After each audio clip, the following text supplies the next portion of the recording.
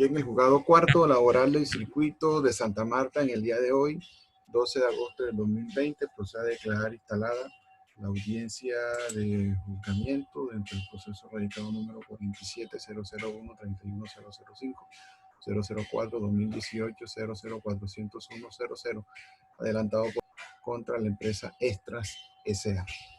Para efectos de verificar la presencia de las partes, se le requiere que realice sus presentaciones de rigor, iniciando con la señora Beatriz, luego su apoderado, luego el apoderado de la parte demandada.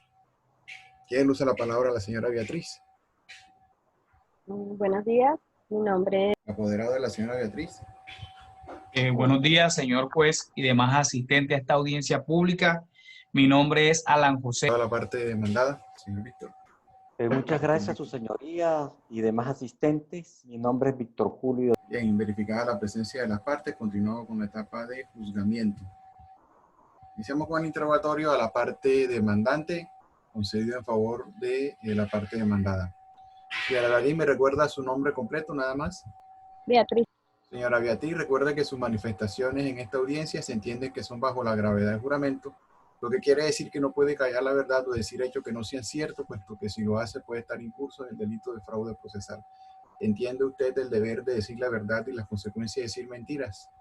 Sí, señor. Tiene el uso de la palabra al apoderado, recuerde que no puede exceder de 20 preguntas. Gracias, su señoría. Señora Beatriz, por favor diga cuándo comenzó usted a prestar sus servicios en la empresa Extras S.A. En el inicié en noviembre del 2016, ¿Y cuándo terminó su contrato?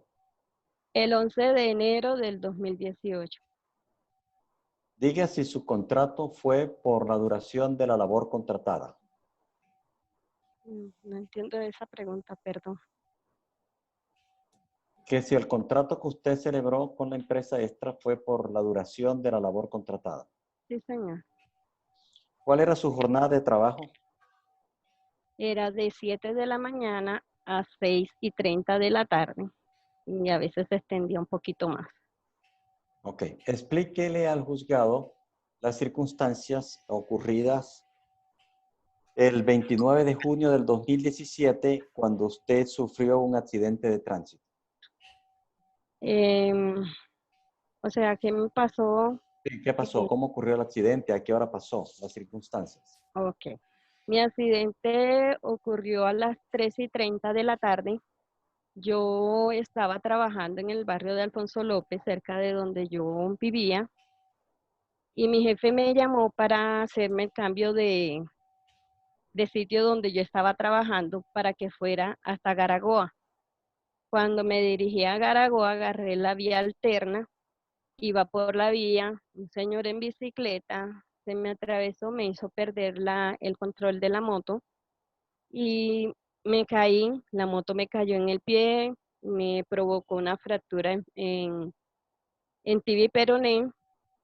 Llegó la ambulancia, me recogió, me llevó a la clínica, ahí me hicieron la atención adecuada al accidente. ¿De quién era la moto? Propiedad Mía, de la moto. ¿Usted fue afiliada por la empresa Seguridad Social en Salud, Pensiones y Riesgos Laborales? sí señor. Y como consecuencia de ese accidente, ¿usted fue atendida en las clínicas correspondientes? Sí señor. ¿Qué restricciones o recomendaciones le dieron? Pues la restricción que me dieron la principal fue que no podía alzar más de 10 kilos de peso, tenía que guardar reposo absoluto y no podía estar de pie o caminar más de 20 minutos. Okay. ¿Cuáles eran sus funciones? Yo era asesora comercial. Okay.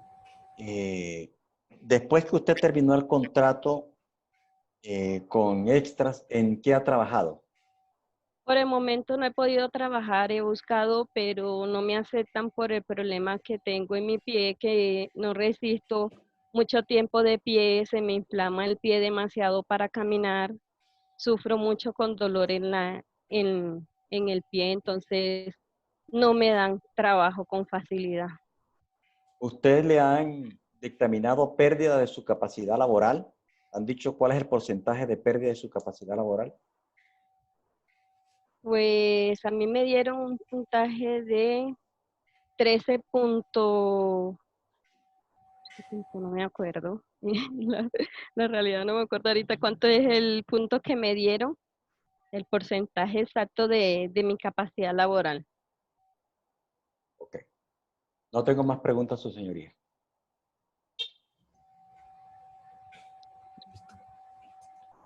Muy bien, pasamos entonces a cerrar el debate probatorio y pasamos a la etapa de alegatos, concediéndose un término de 5 minutos a cada parte para que presente sus alegatos de conclusión. Iniciamos con la parte demandante y luego la parte demandada. Muchas gracias, su señoría. Procedo a presentar los alegatos de conclusión. Como se encuentra demostrado en el proceso, mi mandante Beatriz Esther Hernández Pérez fue contratada por la empresa Extra SAS para servir como trabajadora en misión en la empresa Movistar, que empezó en el año 2016, pero que para el día 29 de junio del año 2017 sufrió un accidente de tránsito, todo lo cual puede ser evidenciado en la historia clínica aportada con el memorial de fecha 28 de febrero del año 2020.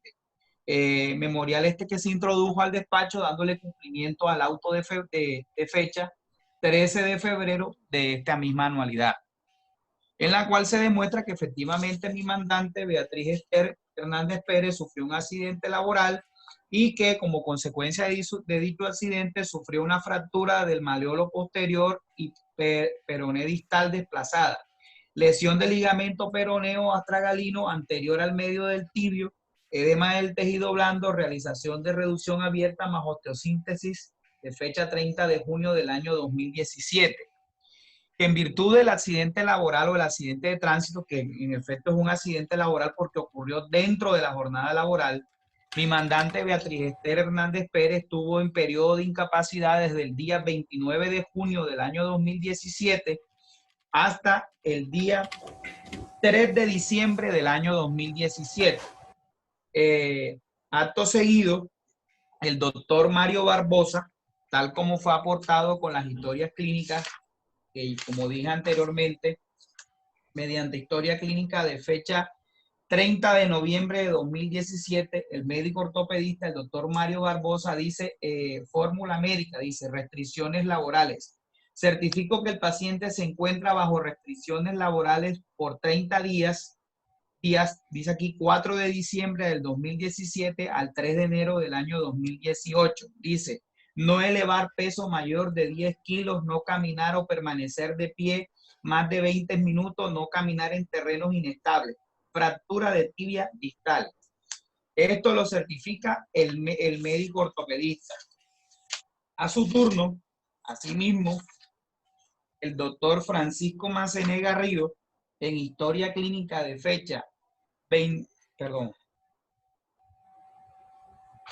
de fecha 7 de diciembre del año 2012, que también fue aportado mediante el memorial de fecha 23 de febrero, establece lo siguiente. Dice acá, profesional Francisco Javier Macenet Garrido, cambios del estado del paciente que lleva a modificar la conducta del manejo, dice secuela de otros traumatismos especificados de miembro inferior, examen y observación consecutivos, accidente de trabajo, fractura del maleolo externo, fractura del maleolo interno. Dice, 29 de junio de 2017 sufre accidente laboral, caída de la motocicleta en movimiento, secuela, trauma en tobillo izquierdo, fractura bimaleolar. Manejo quirúrgico con reducción abierta, osteosíntesis el 1 de julio del 2017, su evolución está satisfactoria. Dice acá, plan, fomento de estilo de vida saludable, debe bajar de peso, puede elaborar con restricciones. Sugiero evitar marcha prolongada con cita medicina laboral para el cierre del caso. Debe elaborar con restricciones por 3 meses. De donde se deduce que para la fecha del 7 de diciembre todavía mi mandante continuaba bajo restricciones laborales y que de la lectura de la misma se extrae que el médico tratante, en este caso el médico fisiatra, el doctor Francisco Javier Macenet Garrido, le da 3 meses de restricciones laborales y si contabilizamos las mismas desde el día 7 de diciembre de 2017, mi mandante continuaba con estas restricciones laborales hasta el día 7 de marzo del año siguiente, es decir, hasta el 7 de marzo del año 2018. Estas restricciones laborales le fueron comunicadas al empleador, el cual, arguyendo una situación que no está demostrada en el proceso, mediante la carta de fecha 11 de enero de 2018, decide dar por terminada la relación laboral, alegando que el contrato de obra o labor se había terminado. Al respecto, llamo la atención al fallador de primera instancia en el sentido que simplemente existe dentro del legajo esta carta, pero la parte demandada no aporta el trámite interadministrativo interno entre la empresa Extra y la empresa Movistar, donde efectivamente se le comunica a la misma que el contrato por obra o labor contratada ya ha terminado, con lo cual adquiriría mayor sustento esta carta y tendríamos plena validez o plena veracidad en lo que aquí se esgrime, ya que esto se constituye en una estrategia en contra de mi mandante para haberla despedido el día 11 de enero del 2018, desconociendo que era una persona que se encontraba en situación de vulnerabilidad y de discapacidad, teniendo en cuenta el accidente laboral que había sufrido y que aún no terminaba su tratamiento. La demandada Extra SAS no dudó, bajo este argumento, en despedirla, y su estado de salud todavía era muy precario y aún no había terminado su rehabilitación.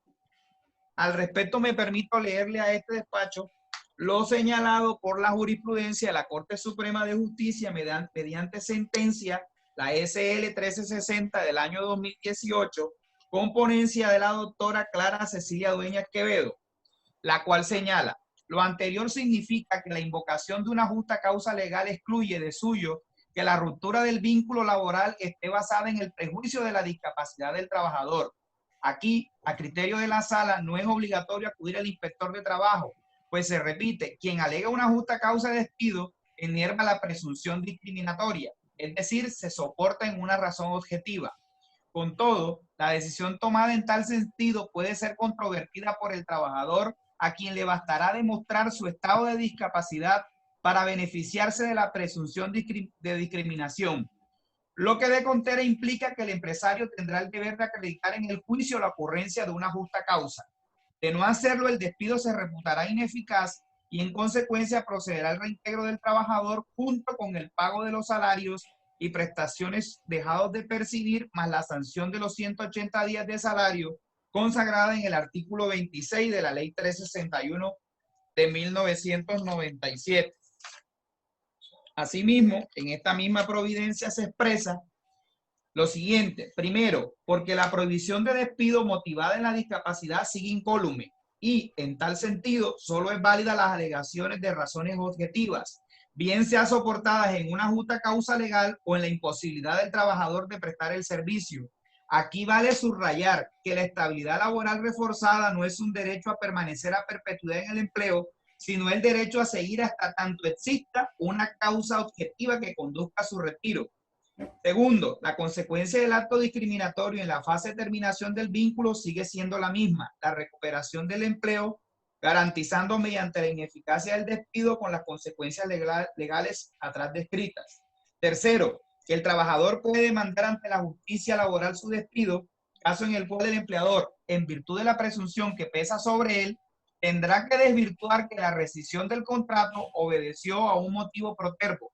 Esto de paso frustra los intentos reprobables de fabricar ficticias artificiosamente justas causas para prescindir de los servicios de un trabajador con una deficiencia física, mental o sensorial, ya que en el juicio no bastará con alegar la existencia de una justa causa, sino que deberá probarse suficientemente.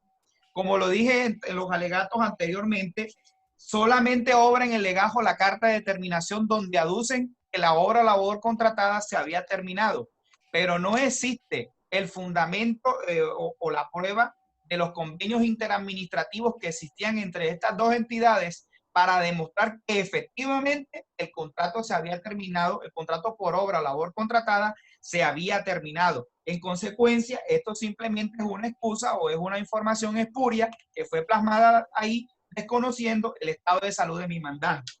Consecuencia de todo lo anterior, solicito al despacho proceda a declarar la ineficacia del despido realizado el día 11 de enero de 2018 y opere el reintegro de mi mandante, la señora Beatriz Esther Hernández Pérez, y en consecuencia proceda a ordenar el pago de salarios, prestaciones sociales y demás emolumentos laborales y las sanciones contempladas en el artículo 26 de la ley 327, 326 de la ley 397 de 1997. Muchas gracias, su señoría. Parte demandada. Gracias, su señoría. Lo primero que hay que tener en cuenta, señor juez, es que mi representada es una empresa, Extras S.A. es una empresa de servicios temporales.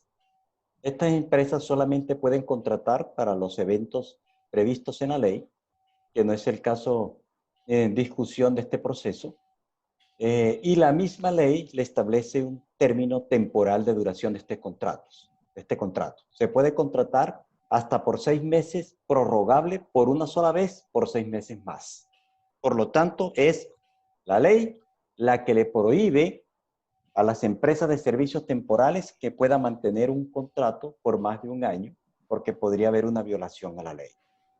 La trabajadora sufrió un accidente de tránsito, que así fue calificado. No voy a entrar a discutir si lo era o no lo era, si la propiedad de la moto, no lo voy a discutir.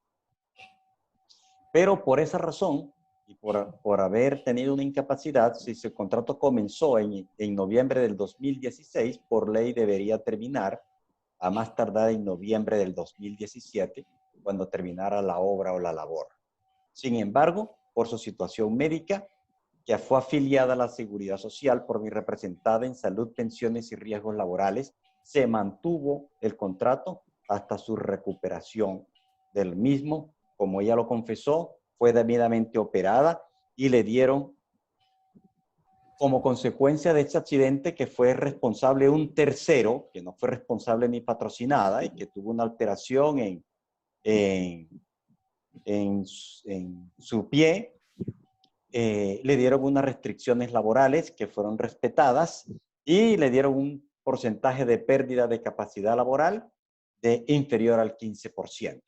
La persona tenía unas restricciones menores, le decían no puede estar de pie más de tanto tiempo, no puede cargar tantos pesos, que no requería realmente con la función que ella estaba ejecutando, porque como lo confesó en el interrogatorio de parte, en cuanto a sus funciones no tenía nada que ver las restricciones que les habían dado, porque no tenía que hacer largas caminatas de pie, no tenía que levantar peso por las funciones, así que eran unas restricciones menores que tenía para la prestación del servicio, y lo que le dio el médico fue más con la vida personal. Dijo, como lo confesó el apoderado del demandante, el estado de salud de la trabajadora era satisfactoria y que le recomendara que bajara de peso para poder tener un mejor desempeño en sus capacidades. Al momento de terminar el contrato, ya la trabajadora había recibido la atención médica, tenía unas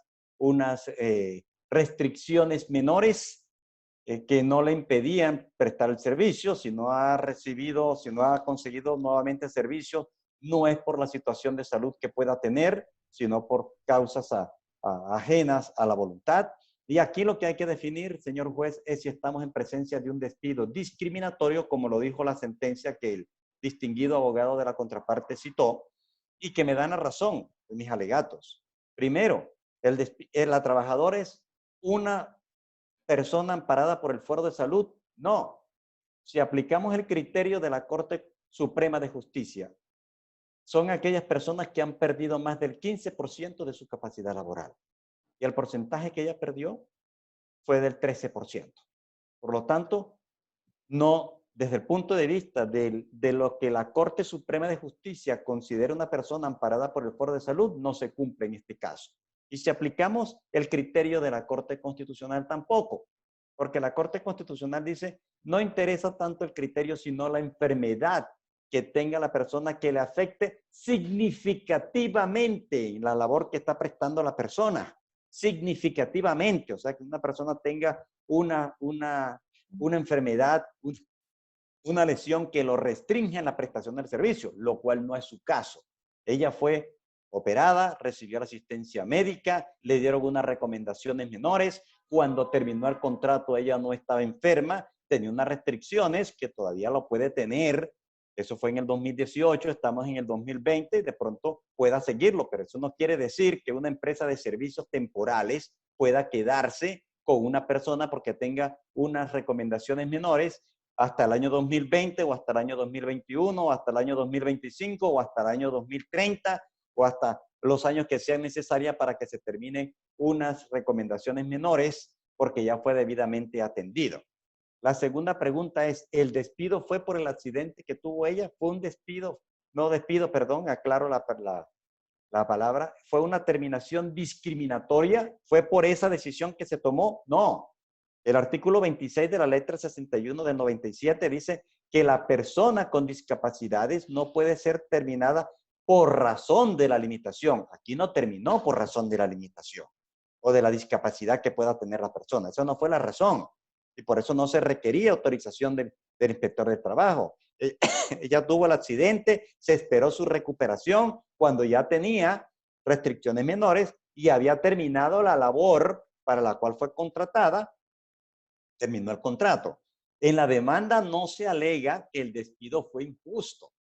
Para entrar a demostrar que la terminación del contrato, la obra terminó. En la demanda se dice que es una persona con discapacidades y que por lo tanto tiene derecho al reintegro. Aquí no se discutió dentro de la fijación del litigio si la obra había terminado o no había terminado. Lo que sí está probado con documento y con confesión de la demandante que fue contratada mediante un contrato de trabajo por la duración de la obra o labor contratada. Esa fue la modalidad y que por ley no podía exceder de un año, pero que aquí por razones médicas se extendió hasta cuando le dieron de alta, en cuando ya se reincorporó, hasta cuando ya tenía unas restricciones menores de no levantar ciertos pesos, que no tenía que levantar por las funciones que desempeñaba, que no tenía que hacer largas caminatas porque ya tenía una moto de su propiedad cuando se desplazaba y que por lo tanto eso no se discutió ni se planteó dentro de la demanda para entrar a discutirlo. Entonces no se debatió y ahora dice como no se probó, debería hacerlo. Y además la misma sentencia que cita el demandante me da la razón. El contrato terminó no con una justa causa, con una causa objetiva, un modo legal de terminación que fue la terminación de la obra por la cual fue vinculada la persona. Por lo tanto, no prosperan las pretensiones de la demanda. ¿Por qué? Porque no era un fuero de salud, no era una trabajadora protegida por el Foro de Salud, aplicando el criterio de la Corte, de la Honorable Corte Suprema de Justicia, ya que no perdió más del 15% de su capacidad laboral y porque no tenía una enfermedad grave que le afectara significativamente la prestación del servicio, si aplicamos el criterio de la Corte Suprema de Justicia. Porque la trabajadora tenía unas restricciones menores en la prestación del servicio y porque el contrato terminó por una causa objetiva, así lo dice la carta de terminación, que no se discutió dentro del proceso. Si se analizan las pretensiones de la demanda, no se reclama que el despido fue injusto, que no terminó la obra, la labor. Simplemente se dice que era una persona amparada por el Foro de Salud y por lo tanto debería, según la demanda, prosperar las pretensiones de la demanda. Al demostrarse que no es una persona amparada por el Foro de Salud, las pretensiones de la demanda no están llamadas a prosperar y así, honorable juez, solicito que sea declarado absolviendo a mi patrocinada de todos los cargos. Muchas gracias.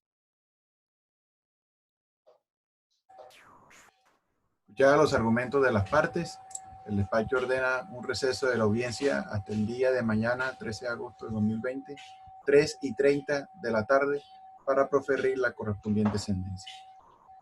No siendo más el motivo de la presente diligencia. Señor juez, con todo respeto, yo tengo una audiencia mañana a las 3 de la tarde del Juzgado Primero Laboral del Circuito de Barranquilla en el proceso de donde son partes Orlando Galera contra Eficacia. ¿Qué posibilidades hay que sea el viernes en la tarde con todo respeto?